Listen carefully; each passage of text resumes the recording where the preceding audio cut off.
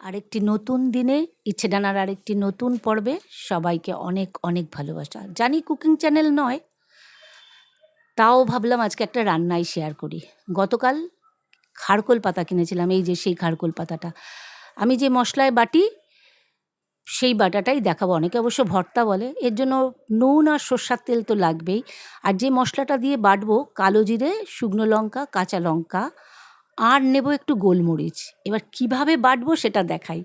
রান্না তো একটা শিল্প, হাতের গুণে সেটা আরও সুন্দর হয়ে যায়। যে এখানে কড়াইয়ের মধ্যে একটু জল বসিয়েছি, জলটা যখন ফুটবে তখন তার মধ্যে একটু নুন দিয়ে দেবো, দিয়ে এবার এই খারকোল পাতাটা দিয়ে 10 মিনিট মতো ফোটাবো, মানে পাতাটা একটু ভালো মতো সিদ্ধ হওয়ার জন্য। আমরা সবাই দেখবেন মাঝে মধ্যে বলি মায়ের হাতের এই রান্নাটা খুব ভালো।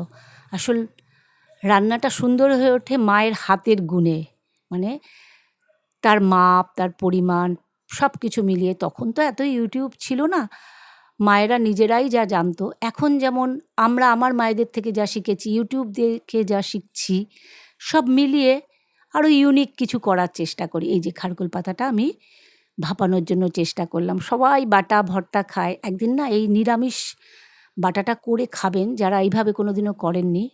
এই যে এদিকে আমি মশলাটা বেটে নিয়েছি। এখানে প্রথমে শুকনো লঙ্কা আর কালো জিরেটা, শুকনো লঙ্কা আর কাঁচা লঙ্কাটা ভেজে নিয়েছি, তারপরে কালো জিরেটা বেশি ভাজবেন না, তাহলে কিন্তু তিতে হয়ে যাবে। আর গোলমরিচ। আমার স্ট্যান্ডটার আজকে অসুস্থ, মানে পাটা ভেঙে গেছে, তাই হাতে মোবাইল নিয়ে করছি। আর এদিকে দেখুন কড়াইয়ে একটু তেল দিয়ে ওই যে ভাপিয়ে নিয়েছিলাম খারকোল পাতাটা, ওটাকে একটু কড়াইয়ে টেলে নিচ্ছি যতক্ষণ জলটা থাকে। একটা ছোট্ট ভিডিও আজকে, তাই আমি আশা করব আমার বন্ধুরা স্কিপ না করেই দেখবে। আজকে এদিকটা আলোও কম, স্ট্যান্ডটাও গন্ডগোল করছে বলে সুন্দর করে ভিডিওটা করতে পারিনি, তাই ছোট্ট ভিডিও। এই যে পাতাটা আমি বেটে নিয়েছি, আর এইবার এই মশলাটা সঙ্গে গোলমরিচ দেবো আর একটু সামান্য নুন দিয়ে এটা বাটবো, তাহলে সেন্টটা ওঠে।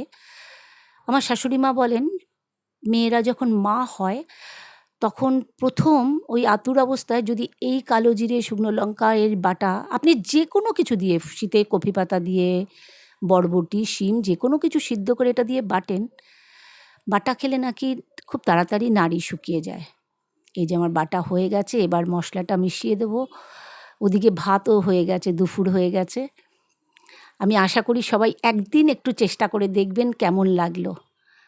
ভিডিওটা আর বড় করব না, সবাই ভালো থাকবেন। আবার দেখা হবে আরেকটি নতুন পর্বে। চেষ্টা করব তখন আরেকটু বড় ভিডিও দেওয়ার। ততক্ষণ কিন্তু সবাই ভালো থাকবেন, সুস্থ থাকবেন। আজকে কিন্তু আমি কাউকে লাইক দিতে বলিনি, কারণ আমি জানি যারা দেবার তারা ঠিক দিয়ে দেবে। এবার ঢেকে রাখবো, কেননা না হলে এই সেন্টটা চলে যায়। এই সেন্টটাই সবচেয়ে ভালো। এটা কিন্তু পিওর নিরামিষ। কোনো পুজোর দিন বা যখন নবরাত্রি করেন, একই রান্না খেতে ভালো লাগে না, তখন এগুলো করে খাবেন একটু।